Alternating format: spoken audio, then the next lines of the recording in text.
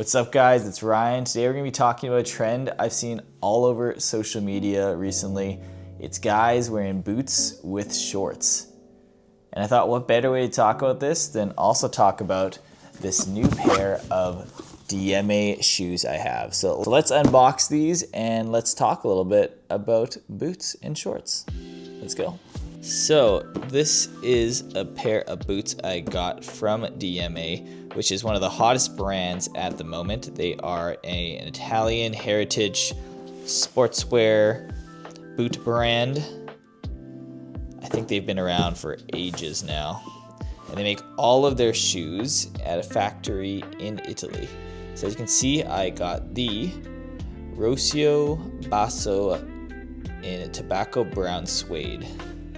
But these ones are a little bit more special because they are the collaboration with Nonnative, which is a Japanese brand specializing with, regular Americanized fits, mixing that with some more performance materials. Super cool. Kicking things off, we have this beautiful dust bag. Look at that. Diemme.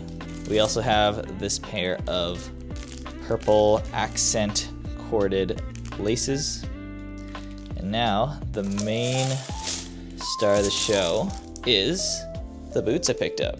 Switching up the angle, these are the Diemme collaboration with Nonnative on the Rossio Basso hiking boots silhouette. Key differences between these ones and the mainline Rossio Basso, there's practically two of them. On the mainline version, there is a rubber mud guard that covers the bottom part of the boot that's been removed for this version, as well as the D-ring on the front. The lace eyelet holes here have been moved down about ½ an inch just to make this front part of the toe cap a little bit smaller. They call this the Explorer boot in the mid, but online everywhere it's deemed as the Rossio Basso. This is actually the second collaboration that Nonnative and Diemme has done.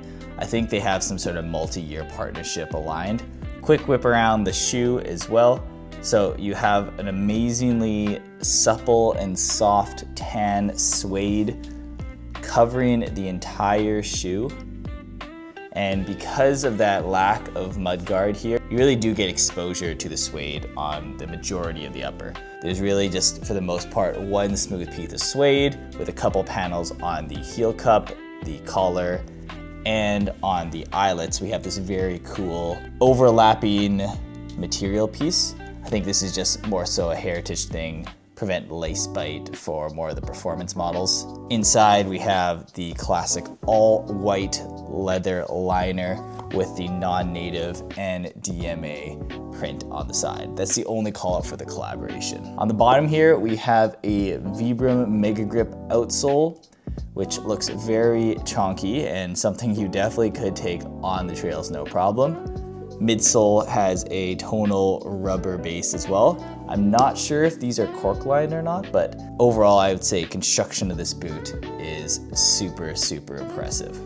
The idea of a lifestyle hiking boot has really evolved in the last few seasons. I think we've seen it a few years ago when ROA first released their boots, and now you're seeing some of these more traditional hiking wear heritage brands like Diemme becoming a lot more popular in the market. Kind of fills that trend that we're seeing from traditional gorpcore, now bridging a little bit closer to more of a utilitarian heritage wear aspect. I'm all for this trend. I love heritage Americana workwear. Boots like these fill a nice niche of being able to have a little bit of utility to them. They look better when you beat them up with age a little bit. They're super high quality, but at the same time, they offer sort of this rugged, distinct vision and sort of sense when you put them on to elevate your outfits. For reference, I got these in a size 42. I am about a 9 in regular shoes, 10 in running shoes. They do fit a little on the smaller side, probably could have went to a 43. And for whatever reason, these shoes really make my feet look small, but we're rocking with it. I still think they look cool. Now, boots and shorts, I've seen blow up everywhere over the last little bit. People are pairing these with more athletic wear shorts, with baggier shorts, with shorter shorts. Like, you really see this trend everywhere, and I'm really all for it. I think what it is, it's kind of a response to two things. It's the response to the minimal loafer trend that's been going on the last few years. And in response to that, we're seeing these hunky shoes take over, almost like a defiance to, or an anti-trend to what we're currently seeing. The second thing is the bridge towards that more Americana workwear fits, which we've seen spurred on by selvage denim. Now with that rise of vintage and Y2K styles, I really do think these traditionally baggy silhouettes are really what kind of spurred on this movement, especially with the youth culture. Let's throw on a couple outfits and just showcase how these things go.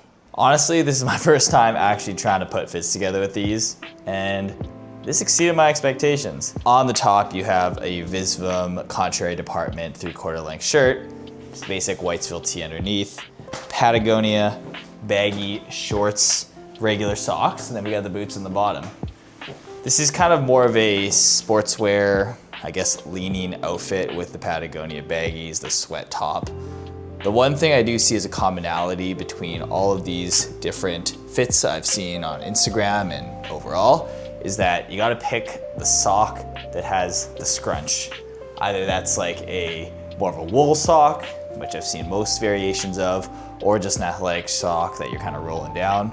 You do want to showcase a little bit more of that scrunch on the bottom. Just segments things a little bit better. You don't want some soccer sock going on, then you're really looking like you're ready to hike up Everest. Anyway, first sort of outfit, let's mix it up a little bit. All right, next we got the more Japanese Americana, I guess you could say, way to wear it. What we're doing here is mixing a carpenter pair of shorts. These are Sakai Carhartt collaboration. On top, we got my flathead denim type 2 jacket, same Whitesville tee, with the boots on the bottom. This is most likely what I would wear with this outfit.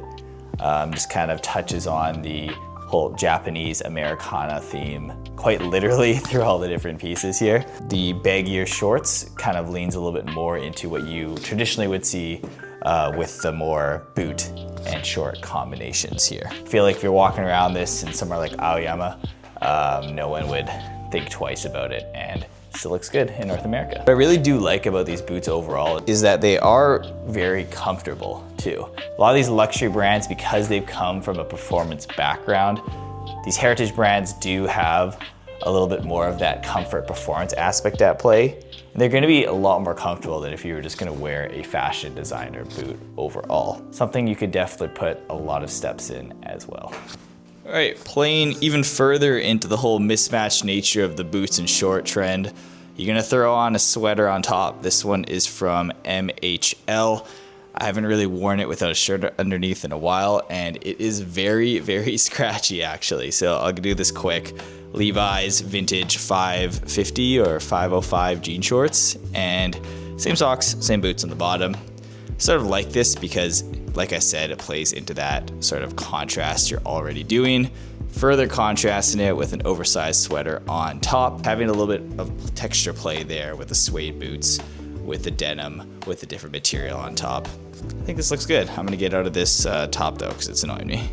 I was also just curious how it looked if you just went truly sportswear on top, not even related whatsoever. So this is a Oakley Run Club t-shirt. I think this is a Japanese exclusive.